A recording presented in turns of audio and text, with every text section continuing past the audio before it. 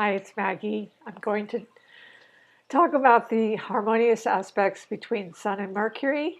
Um, yeah, so that's your Mercury's your communication, and the Sun is you. It's your solar self, or your ascendant. Your ascendant. Um, so how you're perceived in the world. So your communication, if it's in trine the same element, say your sun's in fire and it's trine Leo, or it's trine Sagittarius, all the fire signs. Or if it's water, your sun's in Cancer, trine Pisces, and trine Scorpio. So, um, yeah, so sun trine the, oh, sorry, I'm doing Mercury. Yeah, Mercury, I'll do them in order. Yeah, so the Mercury trine or sextile the sun. Mercury's your communication, the ruler of the third house, the ruler of Gemini and Virgo, um, is your style of communication and thinking. So if it's trine and sextile, those are easy flowing, harmonious aspects. The sextile is 60 degrees, so your communication would flow easily and your thought processes. You probably wouldn't have too many conflicts with your thinking. You may be able to clearly articulate your ideas. People would get you when you talk.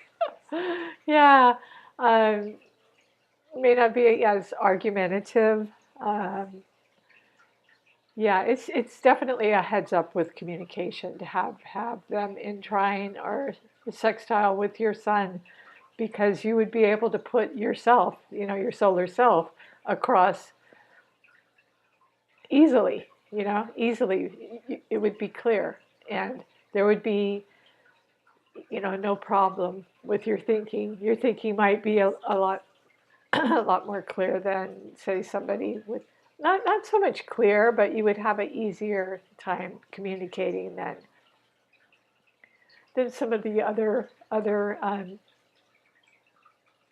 Yeah, I'm just going to do the easy aspects and the hard aspects. So these are the easy aspects. So you would excel in communication. So you could use those skills, you know, through electronics, through media, through any way you wanted to, one-on-one, conversations with people. Your thinking might not be so scattered. It would be, you might be less likely to have ADD. Yeah, or dyslexia, maybe. I mean, of course, you still could. But I'm just basically saying that your thinking would be a lot more clear and maybe less abstract, unless your trine is in Pisces, and of course, it would be deep. It would depend on what sign, what sign and what house you have it in. That's what I say colors it. It colors what area of your life. You have your Mercury in, but say you have your Mercury in your first house. Um, yeah, so that would be a conjunction. So that can be good too. It can just add more solar fire to your earth or whatever your sun is, or water to your communication, unless it's combust. If it's too close to the sun, within 3 degrees, it's called combust, and then it kind of can burn. The sun kind of can burn up your communication. um, yeah, but yeah, the conjunction is good too, because you can get your point across. Whether you're earth, air. Air has a heads up with Mercury because they're mental anyway with all the ideas. So if you're Aquarius, Gemini, Libra, to have the trine is you would excel with that in your thinking, ideas, media. Um, yeah, and the sextiles would be easy flowing harmonious aspects as well. 60 degrees, like say Aries Aquarius, you could get your point across in, abstract ways, or Um, just there's. I'm not going to go into every planet and aspect, but I was thinking of Uranus.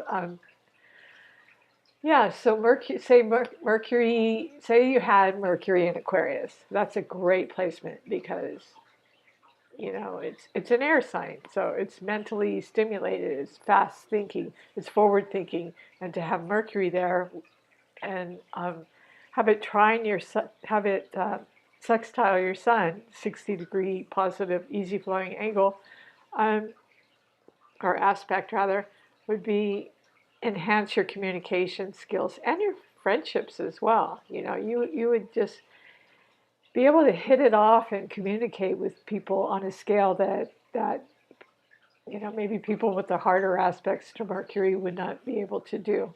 So it's definitely a good thing to have, to be able to use your communication skills, um, or to be able to articulate and to have people know what you're trying to say and to be understood and to be clear, even if your ideas, because it's your thinking as well, like if you're water sign, it would be on an intuitive level. If you're earth sign, it would be on a practical, mundane, maybe not necessarily monetary, but it would be more practical, detail oriented, more common sense.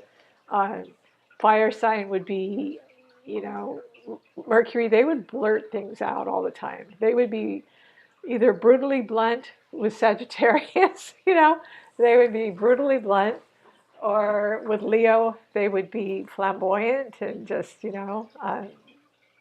yeah, their communication would be vivacious.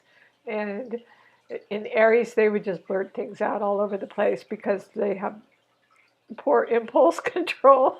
So they would want to get to the point, get to the point, get to the point. It's like, I don't want all these details, too many details. Whereas the Earth, Mercury, wants the details, and the water, Mercury, wants to vibe it out. They want to feel it out. They want to go deep with their emotions and their intuition. And so their Mercury, their thinking has a lot of depth to it, and they can be very, very interesting in conversation. Um, yeah. So anyway, that's a very good aspect to have. And the next one I'll do will be on the hard aspects to Mercury. All right. Take care, and thank you for liking, sharing, and subscribing to my channel.